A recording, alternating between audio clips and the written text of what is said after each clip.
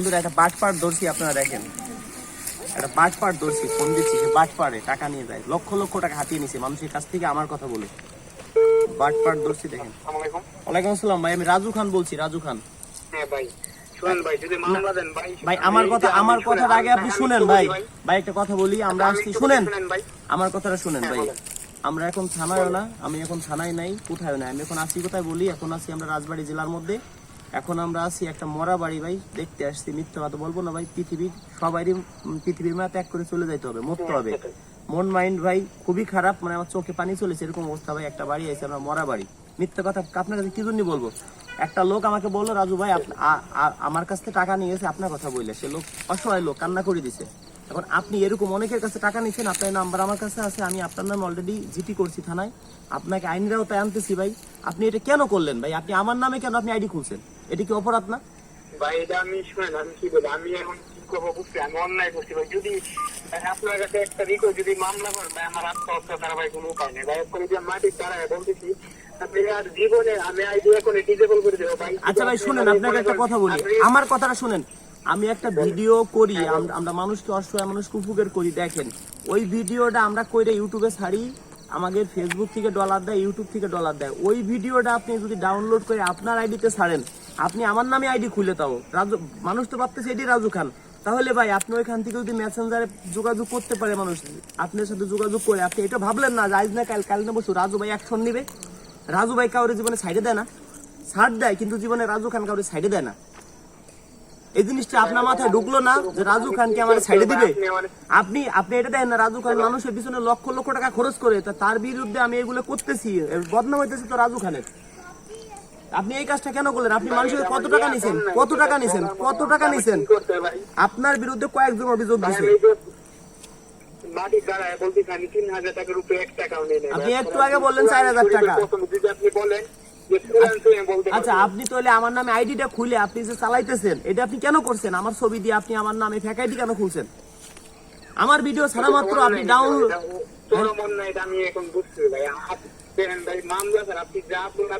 আপনি এটা দেখেন নাই? আচ্ছা, এটা আপনি দেখেন নাই যে আমি স্টার্টিং থেকে কিরে করছি যে খোদার কসম যদি মামলা না করি আমি ধরো গাড়ি চলে ফিরে মরি। তা আপনি তারপর ওই ভিডিওটা দেখার পরে আপনার উচিত ছিল না ভিডিওগুলো ডিলিট করা? উচিত ছিল নাকি? ছিল নি? আচ্ছা ভাই, আপনার বাসা কোথায়? মিথ্যে আশ্রয় নেবেন না ভাই। শুনেন, যদি সত্যি আশ্রয় নেন, মানুষ বলতে ভুল আছে, সত্যি কথা বলবেন। গাজীপুর। আচ্ছা, আপনার নাম? আপনার নাম? হ্যাঁ, আপনার নাম? বিজয়। এই যে এই টাকাটা আপনি নিছেন, আসলে মানুষ কি এতই বলদ ভাই? জিনিসটা বললেন যে পরে যে আপনার মামলা করবে, এটা আপনি কখনো ভাবলেন না? কার পরামর্শ নিয়ে এটা আপনি কার পরামর্শ নিয়ে কাজটা করলেন ভাই? আমি আছি এটা বাগানের মধ্যে ভাই, এই অবস্থা আপনার সাথে কথা বলা লাগতেছে, একটা মরা বাড়ি আছি, সেই জায়গাতে আমি উঠে চলে আইছি জানেন। এখন শুনেন ভাই, আপনি বলি, আপনি যার কাছে টাকা নিছেন, সেই টাকাগুলো আগে আপনি তাদের টাকাগুলো আপনি পরিশোধ করবেন, তাদের টাকাগুলো আপনি ব্যাগে দিবেন। শুনেন, আপনার একটা কথা বলি, আপনি যাদের কাছে টাকা নিচ্ছেন সবাই টাকা দিবেন। যদি একজন লোক অভিযোগ দেয় আপনার নামে, কিন্তু খুদার কথা বলে আপনার নামে মামলা করবে। যদি একজন লোক অভিযোগ দেয়, আর আইডি আমার নামে, আপনি যতগুলো, শুনেন ভাই, আপনি আমার নামে বেটা তুই যতগুলো আইডি খুলছিস, সবগুলো আইডি কুকুরের বাচ্চা খানকির চাল, যতগুলো আইডি খুলছিস সবগুলো আইডি তুই এখন ডিলিট করবি। তোর একদিন আমার একদিন, দেখ তোর আমি কি করে ছাড়ি। এখন এই মুহূর্তে ডিলিট করবি, এই মুহূর্তেই। 1 মিনিট পরে জানি দেখি সব আইডি ডাইরেক্ট ডিলিট করছিস ফেসবুক, 1 মিনিটের মধ্যে যেন দেখি সব ডিলিট করবি আইডি। আমার নামে যদি অন্য কেউ আইডি খুলে, আমি ভাববো তুই খুলছিস, তোরে কিন্তু আমি মামলা দিব। এখন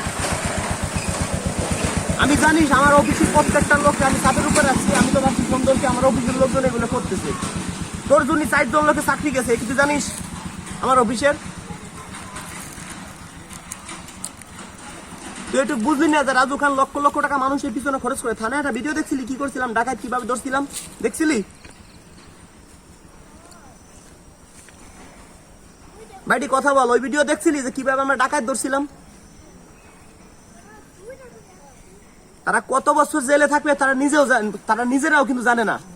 রাজু খানকে কিন্তু তুই এইভাবে চিনিস ভাই। তুই ভালো করে চিনবি, একটু দেরি কর যদি আমার আল্লাহ বাঁচায় রাখে। ভাইডি তুই কোন জায়গায় হাত দিছিস তুই নিজেও জানিস না ভাইডি, কথা বল। তুই কোন জায়গায় হাত দিছিস তুই নিজে জানিস না। আমরা একটা ভিডিও করি 10,000, 20,000, 30,000, 50,000 টাকা পর্যন্ত দিয়ে ভিডিও করি, সেই ভিডিওটা মাদার চোখ কুত্রে বাচ্চা, সেই ভিডিও তুই নিয়ে ডাউনলোড করে ছাড়িস খানকে সাল। তোরে কি আমি ছাড় দিব তুই তাই মনে করিস? তোর নামে মামলা হয়েছে আরো কয়েকদিন আগে, তোরে কিভাবে আইনি আওতায় আইনি তুই খালি তাই দেখ। তোর সাথে দেখা হবে সরাসরি ফেস টু ফেস, যদি আল্লাহ আমারে বাঁচায় রাখে। তোরে আমি কি করি তুই সেটা খালি দেখ, তোর একদিন আমার একদিন। তোর পিছনে কয় লাখ টাকা খরচ করতে হবে, আমার কি করতে হবে সব করবো, আর আমার একটাও খরচ হবে না। খালি আমি প্রশাসনকে ফোন দিয়ে বলে দিব যে এই কাজ করতে হবে। প্রশাসন আমাকে সর্বোচ্চ সাপোর্ট করে, আমাকে না বাংলাদেশের জনগণকে। তুই দেখ তোরে আমি কি করি, তোর সাথে আমার দেখা হবে অল্প দিনের মধ্যে, দেখ তোরে কি করি, দেখা হবে না। দর্শক বন্ধুরা, এই যে একটা বাটপার, আমার মনে হয় কয়েক লক্ষ লক্ষ টাকা হাতিয়ে নিছে আমার নাম বলে। আমার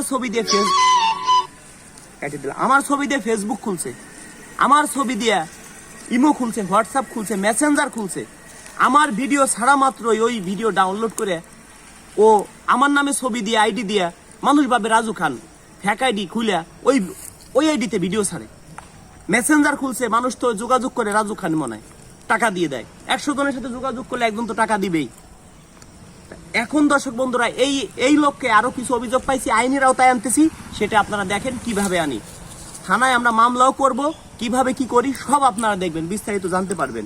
এখন থেকে আশা করি কেউ প্রতারণার শিকার হবেন না। যদি কারো কাছে কেউ প্রতারণা করে থাকে তাহলে আপনারা আমার সাথে যোগাযোগ করবেন। শুধু খালি তাই নয়, আমি কিন্তু পাশাপাশি এশিয়ান টেলিভিশনও আছি। আপনারা আমাকে মাঝে মাঝে এখন এশিয়ান টেলিভিশনও পাবেন। যদি কারো কোনো নিউজ লাগে সেটাও আমি করব।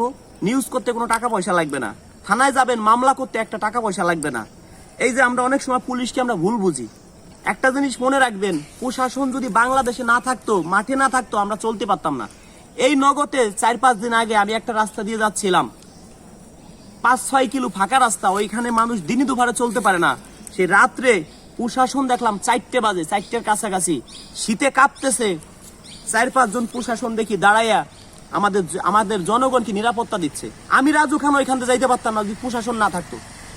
প্রশাসনটা যদি 100টা ভালো কাজ করে, ভালো কাজ করতে গিয়ে একটা খারাপ হয় সেইটা আমরা ধরি, কিন্তু বাকি যে 99টা ভালো কাজ করছে সেটা কিন্তু আমরা কখনো ধরি না। তো প্রশাসনের প্রতি, সাংবাদিকের প্রতি কেউ কখনো ভুল বুঝবেন না।